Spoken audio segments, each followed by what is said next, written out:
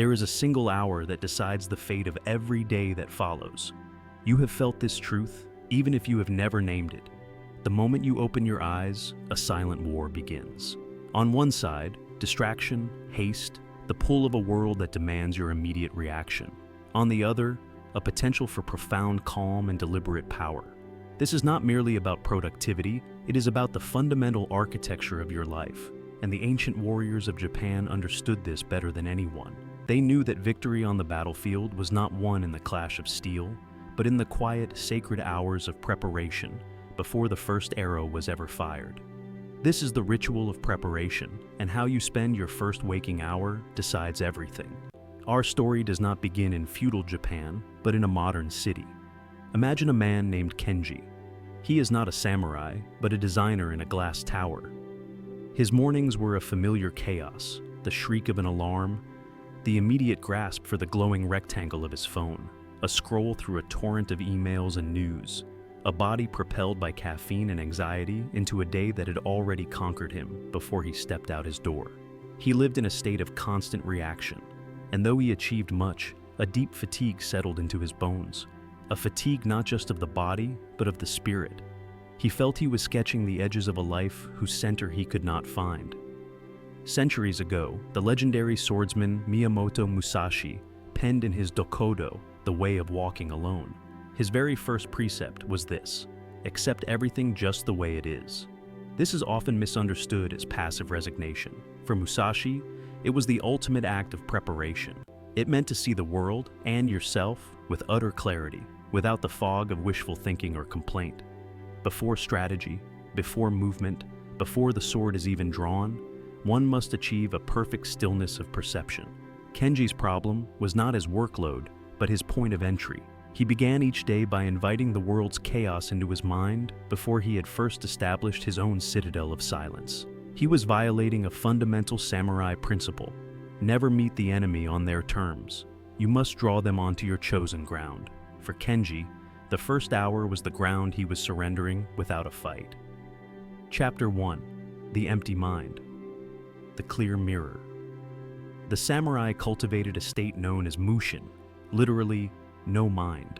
It is not a state of emptiness, but of luminous clarity, like a still pond that perfectly reflects the moon. A mind cluttered with yesterday's regrets and tomorrow's anxieties is a clouded mirror.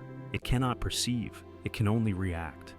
The Zen monks who advise the samurai class practice zazen, seated meditation, not to escape the world, but to interface with it from a position of profound calm. The ritual of preparation begins with the deliberate cultivation of this clear mirror. For Kenji, this meant one non-negotiable act. Upon waking, he would not touch his phone. Instead, he would sit in a chair by his window for 20 minutes of silence. No guided meditation, no striving for enlightenment. Simply sitting, watching his breath, observing the thoughts that arose like clouds passing across the sky of his mind without chasing them. The goal was not to achieve bliss, but to achieve separation, to witness the chaos, and in witnessing it, to cease being its servant. Chapter 2: The Sword of Intent. With a mind cleared of the initial fog, the next phase of the ritual can begin: the forging of intent. A samurai did not wander onto the battlefield hoping for purpose to find him. His purpose was his identity, to protect his lord, to uphold his honor, to master his craft. In the Hagakure, the classic text of Bushido, it is written, "The way of the samurai is found in death." This is not a morbid obsession, but the ultimate prioritization. When one accepts mortality completely, every action becomes vivid and essential. Trivialities fall away. For our modern warrior, Kenji, this translated to a simple practice. After his silence, he would take a single sheet of paper and a pen. At the top, he would write, "What is the one cut?" This was a reference to Musashi's ideal of the single, decisive stroke that ends a conflict. For Kenji, it meant identifying the single most vital task for his day. Not the loudest task, not the most urgent task from another's perspective, but the one that would move the needle on his own deepest sense of purpose. He would write only this task.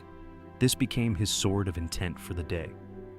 Chapter 3: The Discipline of the Body Temple. The samurai knew the mind and body are not separate entities. A clouded spirit inhabits a sluggish body. A neglected body clouds the sharpest mind. Bushido emphasized rigorous physical cultivation, not for vanity, but for unity. The discipline of the sword, the intensity of archery, the endurance of marching. These were rituals to sculpt the will and anchor the spirit in the present moment. Kenji integrated this by committing to 20 minutes of deliberate movement in his first hour. This was not an exhaustive gym session. Some days it was a series of slow, deliberate stretches, focusing on breath and alignment. Other days it was a brisk walk, practicing kinhin, walking meditation, feeling the connection of his feet to the earth. This was not about fitness metrics. It was about re-inhabiting his physical form, reminding himself that he was not merely a thinking mind, but a breathing, sensing being. It grounded his earlier intent in the physical world. Chapter 4. The Ritual of Nourishment. Even the act of eating was a practice for the warrior. The concept of ichigo ichi, one time, one meeting, treats every encounter as a singular, never-to-be-repeated event. This includes the meal before you. To eat in haste while distracted is to disrespect the nourishment provided and to fracture your own attention. Kenji began to prepare and consume a simple breakfast, a bowl of rice perhaps, with tea, in silence. He would focus on the colors, the textures, the flavors. This was a practice in gratitude and sensory presence. It was a final consolidation of his energy before offering it to the world. He was no longer consuming fuel. He was performing a ceremony of fortification. Chapter 5. The Transformation of Ground. This ritual, performed consistently, did not just change Kenji's mornings. It began a process of alchemy on his very identity. He was no longer a designer who reacted. He was becoming a creator who initiated. The chaos of the office, the demanding clients, the unpredictable problems, these were still present. But he now met them from a different ground. He had spent his first hour on his own terms, in a state of mushin, with a clear intent, a disciplined body, and a nourished spirit.